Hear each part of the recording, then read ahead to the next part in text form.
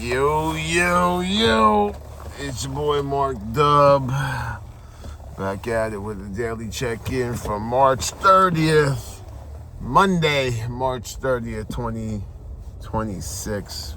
Man, time is flying by. I just wanted to check in, I love Mondays now. That's fucking weird, man. Who is this guy? I love Mondays. I love Mondays, man. I really love Mondays. I love the Greenwich Men's Group. Monday is meditation. Monday, conscious contact, right? Monday, meditation, conscious contact. And my chair position is up, so it was a little weird. At first, I was a little annoyed. I'm not gonna lie. I was a little annoyed. Like, nah, I should be doing this. But no, I did 3 months. I did my service. And the brother taking the group, man, love him too, He let me know that when he first came in the rooms, that was his first chair position. So, some commonalities right there. But, yeah, I waited. I was the second to last person to share because I wanted to hear God through my brothers. There's nothing like meditating in a room of people, especially my brothers. It makes that conscious contact like even stronger for me. I don't know how to explain it in words, but it's like, if there's strength in numbers, there's real strength in my meditation when there's brothers in the room. And these guys all care for me, and the things they're willing to do for me is a great help, but I'm not gonna take the help right now because I don't know the outcome completely. So if that makes sense. I'm going to take the help, don't get me wrong, just not right now. I go back to court on the 16th. I'll know April 16th, which is a little bit of time. I know exactly what's going to happen, when's it going to happen, and then I'll ask for the help, and I will receive, and I will take the help, which is, once again, who am I? Who am I becoming? I love it. But back to the Monday. So a couple of things were floating through my head. One, I have this after you, God's got me, and then, let go and let God, right? That cliche I heard when I was coming up, and I didn't make sense of it, but I have to stop taking back my will, and easier said than done, for sure. When I say I have to stop taking back my will, I need to just put it all in that trash bag I've been talking about for the last couple of days. And if you haven't heard me talk about it, I'll explain it real quick. You have a big, hefty trash bag, right? You fill it up with all your trash. And you bring it to the curb. And the trash man takes it. But if he brings it back, won't you be pissed? I know I would. So I've been putting all my stuff in this trash bag, and I'm giving it to God, but I'm taking it back. Like, why am I doing that? Because that's my ego, that's my pride, that's me trying to take back my will, trying to be God. Like the big book says, I'm trying to be the director, the actor, the lighting crew, the stagehand, the orchestra. I'm trying to be it all, when I need to just let it go and give it up and pray and meditate. And why I love Mondays. Start your week off right, start your week off strong. Monday morning, conscious contact meditation. And I was sitting there and I had these thoughts and they're drifting away, and I could hear God, right? My higher power. And when I first came in this, before I did a 90 and 90 on meditation, I was hearing, like, a voice in my head, but it was my ego, it was my disease trying to be God. And as I started doing more meditation and started really getting into meditation, like, the candlelight was a huge one for me, just let everything drift away, and the sound baths were great, guided, silent meditations are great. My favorite one, I always say it, is going to a room and just shutting up and hearing the voice of God through other people's shares. Like, doing that for 90 days really helped me, just like doing the gratitude for 90 days, Gratitude is an action. Meditation is an action. You got to take the action to do it. Love is an action, but the more I practice it, the stronger it becomes, right? Last night, 1 a.m., I did a service commitment for Bare Bones. It's a online Zoom meeting. based out of California, 10 o'clock their time. It's just 1 a.m. my time. And I'm at work, and I'm like, all right, I'm going to take my break at 1:15-ish to talk for 20 to 25 minutes. And boy, did God share the message for me yesterday. Man. So I got on the meeting, and I first started off, I'm a real alcoholic. I can't drink again. If I go back out and drink, I will die, and that scares the living shit out of me. That fear is so real because that fear is a fact. It's not a mirage in the desert. It's not a mile long and a mile wide and 2 inches thick. No, that is a guarantee for me, and it scares the living crap out of me. But during that share, I talked about my father. My earliest memories of my father weren't even my father, it was my mother. So I wouldn't even say it. I got to learn that because that's a memory that my mother caused me, and that was her chopping up needles, telling me that the bag of heroin is the devil and these are his tools. And I remember the surgical scissors because she got them from material management when she was working at the hospital, and I used those same scissors when I went fishing all the time. So that really planted it in me, and that's why I'm so terrified of the needles. But that was a memory of my father. It wasn't the first memory that my father made for me. I remember going fishing with my father. I remember one time I went fishing with my father. I had to be, 4 maybe, and 3 or 4, because he died when I was 5 on April Fool's Day. And we went fishing, and we were told the first person that catches a fish gets to pick the ice cream that we go and get. And in my little child head, I was like, oh, the fish is an ice cream fish. I remember catching a sunfish, a bluegill, and calling it an ice cream fish. I remember that. That's a good memory. But the bad memory was me finding my father dead on April Fool's Day. Going to CCD every day for my grandmother's wishes and hearing April Fool's, your dad's dead and God doesn't make mistakes, you bastard. Then I told them about, the spiritual experience of the educational variety I had about the word hate and dislike. Because I hated God. No, I didn't hate him. I disliked God. I hated those kids. No, I didn't hate those kids. I disliked those kids. Because hate is the devil. Love is God, right? At least to me, my God is love. So I talked about that. I talked about, the diary. I'll have to say that for another day when I read my father's diary. And then I talked about me being shot. I got shot in my left ass cheek, and like Denzel, this motherfucker shot me in my ass. But like Forrest Gump, something bit me. And I turned to run, my leg buckled, and 2 times, buckled again, reached down, saw red, thought it was a paintball, tried to run again, it buckled a 3rd time, and that's when I pulled down my pants, and to my heartbeat, there's this little tiny hole shooting out my blood. Talked about that, and how it literally ended my football career, but drinking and drugging already ended that before that was just, the reality check that it was over for me. But it wasn't over, it was just the beginning. I could use that now to help somebody. The first bullet missed my head, I could have been dead. The bullet that did hit me stopped a centimeter from shattering my pelvic bone. I could be paralyzed, right? And then I said, look around the rooms. When I look around any room I'm in, and I look at all the people and I hear their shares, I think to myself, we should all be dead. There should be a giant morgue. Speaking for myself, I could have died so many times doing so many dumb things, high and drunk. But I'm not, because God has a purpose for me. Now, I don't know what that purpose is, but in the meantime, I'm going to take this as my purpose till He reveals more. I'm to trust God, clean house, and help others. Valid, solid purpose for me. This alcoholic me. Mark Dub, right? I also went into I got real emotional. I'm feeling feelings again, and man, I was crying during my share. I'm not going to lie and say I wasn't crying. I'm not going to say, men don't cry no more, because that's what I was taught growing up. Men don't cry unless we cry in the rain or in the shower, right? No, that's not true. I gotta clear these ducts, These tear ducts need to be cleared, so I let it out. And I talked about my son, how I would die for him. I give him my heart, my kidney, my lung, but I wasn't living for him. Man, that's all I'm trying to do right now, is live for my kids. You know why?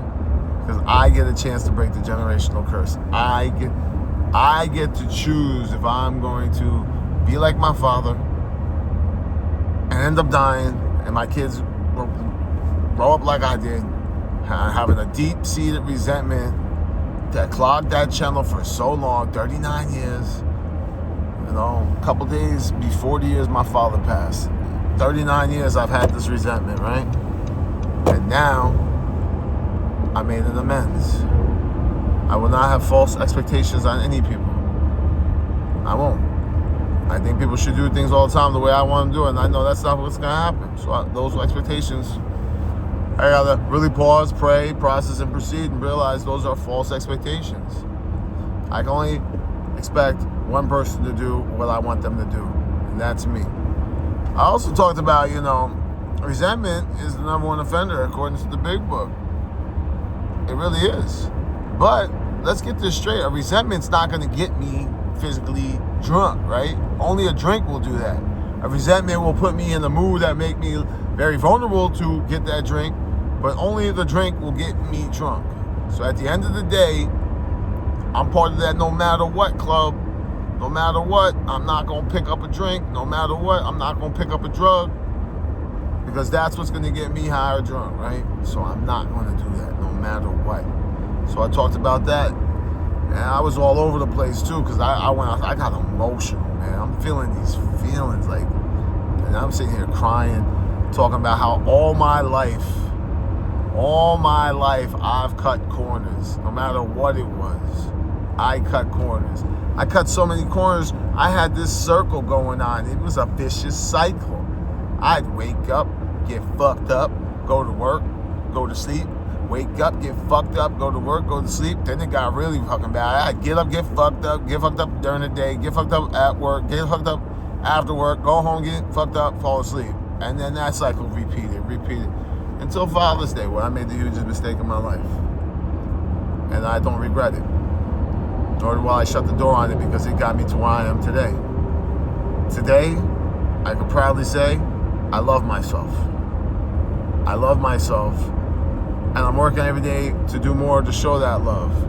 Because as I was doing the third step at the Stratford Men's Group, one of the brothers pointed out, I smoke cigarettes. I put zins in my lip. I know that's not good for me. And then you hear, if you really love yourself, you wouldn't do these things. Well, guess what? It's a drug too. It's just legal, right?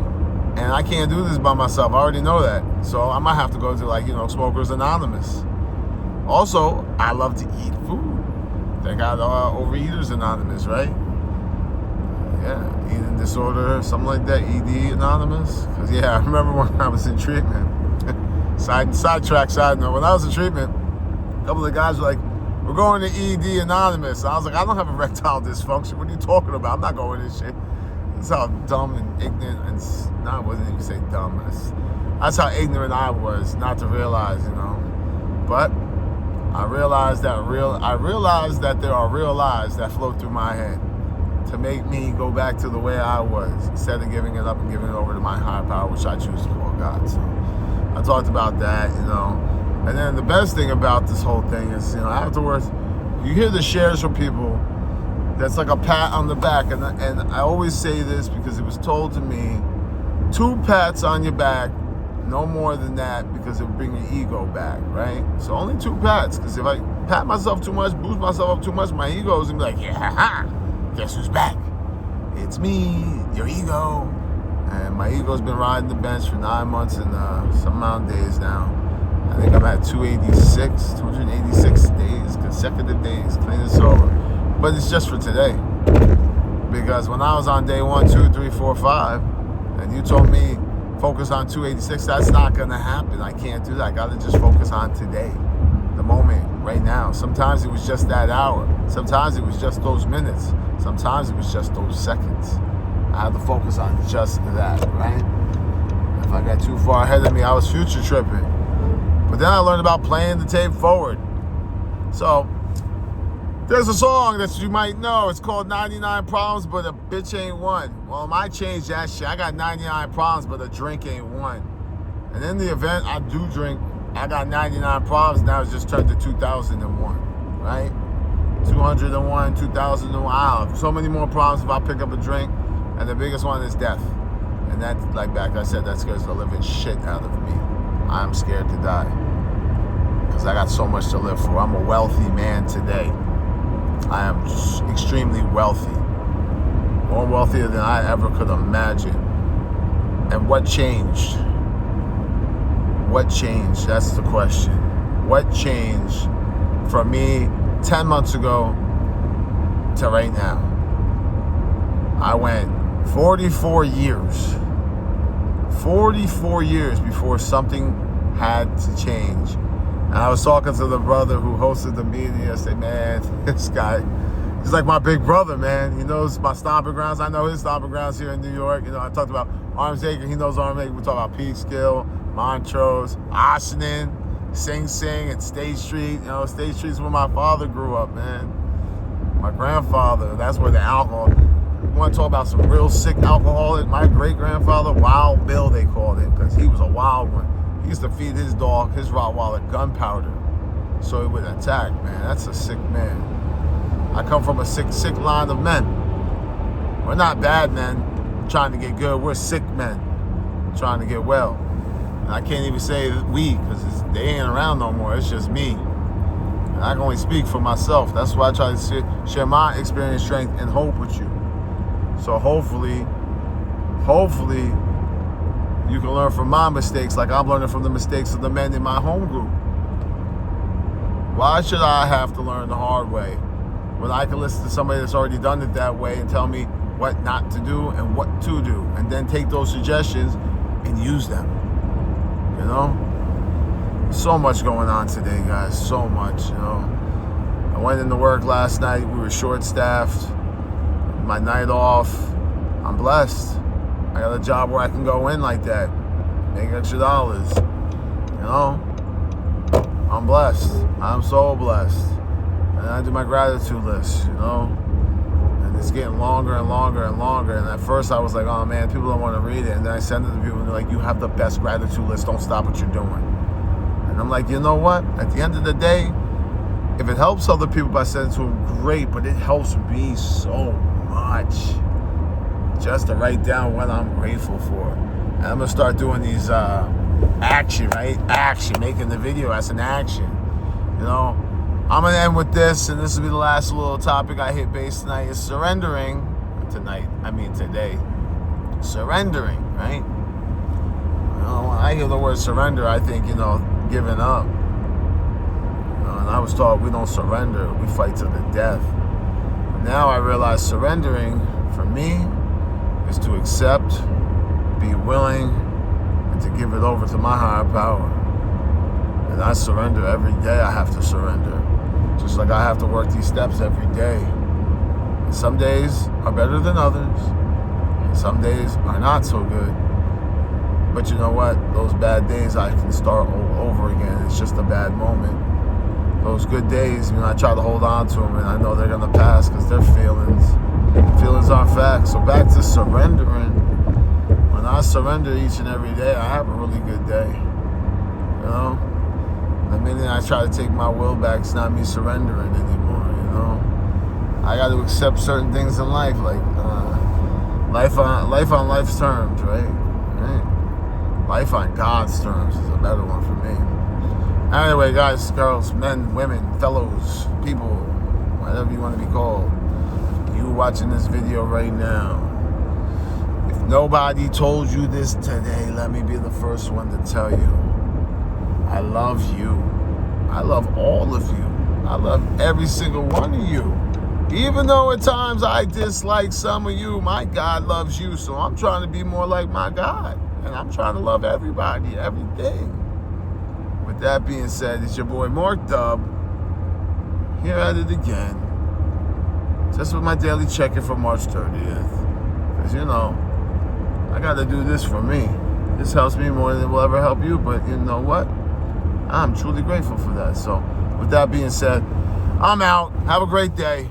Peace.